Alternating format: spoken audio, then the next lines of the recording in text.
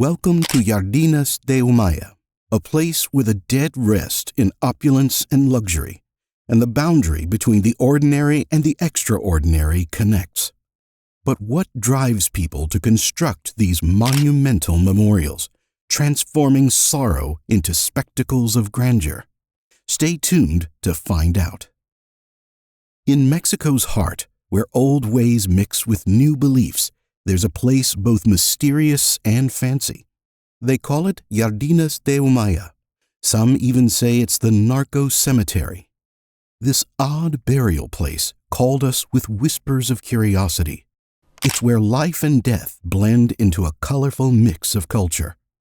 Mexico, mostly Catholic, treats its graveyards as special. But here, during the Day of the Dead, love for the departed beats even Christmas. From midnight on November 1st to the last chime on November 2nd, families make a journey to where their loved ones rest. They bring not just flowers and prayers, but picnics, ready to party with the deceased. Sometimes it's not a picnic, it's a real celebration. Jardines del Humaya fills with bands making joyful music among the serious tombstones. But what's different here is how ordinary meets extraordinary. Rows of fancy graves could be a rich people's neighborhood. Mexico prefers not to burn their dead, so these cemeteries are uncommon. But in Culiacan, the center of the Sinaloa Cartel makes it special.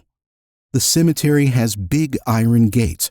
A guard with a camera watches who comes in, taking photos of cars and their plates. The cemetery itself is strange. Shaded by a huge tree, it's like a peaceful park in a fancy neighborhood. Are these graves or mansions? In the middle, you can see graves from simple concrete with signs to big 2-story structures. Each grave is about 1¼ meters wide and 2 meters long, close together.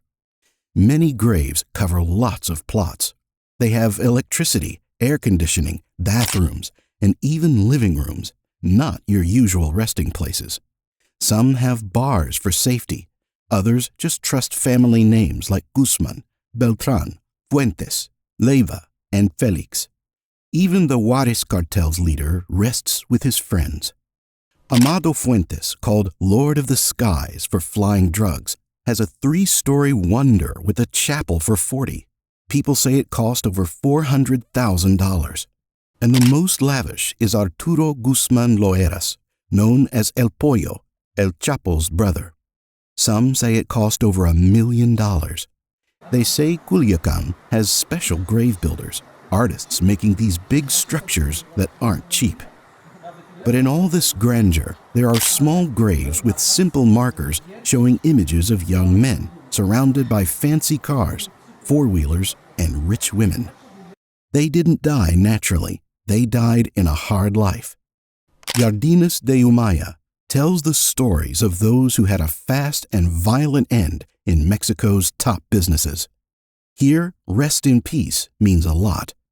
Telling tales of too much, power and lives cut short on the stones of this special graveyard. Do you think the existence of Jardines del Humaya contributes to the glorification of narco culture in Mexican society? Let us know in the comments.